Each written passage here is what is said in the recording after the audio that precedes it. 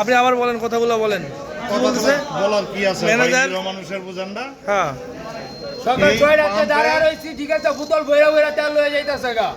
এখনো যায় দেন ওই ব্রিজ পর্যন্ত সিরিয়ালি আছে। এই ভাই বোতল বইরা তেল আছে, তেল ট্যাঙ্কি বইরা বইরা তেল লয়ে ট্যাঙ্কি বইরা বইরা তেল লয়ে যাইতাছে।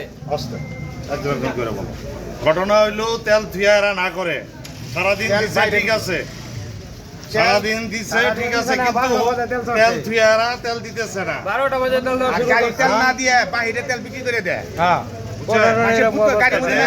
চাহিদা নাইলতে পারি 12টা ইউনিয়ন, একটা পৌরসভা, 13টা, প্রায় 3.5 লাখ লোকের বসবাস।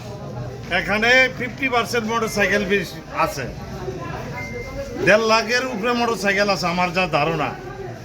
এরা এই চাহিদা অনুযায়ী তেল দিয়া বদ্ধ করে থুয়ে দেয়।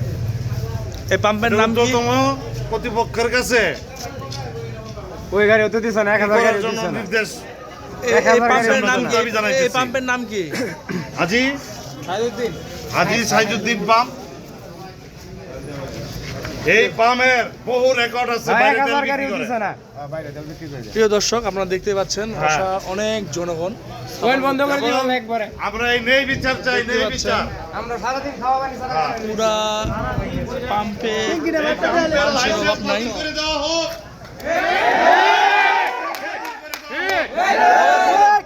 জ্বালানি ও খনিজ মন্ত্রণালয়ের দৃষ্টি আকর্ষণ করছি, এই পাম্পের লাইসেন্স বাতিল করে দেওয়া হোক।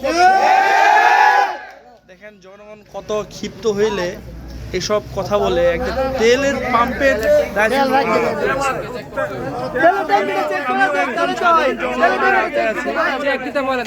সারাদিন না খাওয়া তেল পাইছি না। বিচার চাই আমরা সরকারের কাছে, সারাদিন খাইছি না।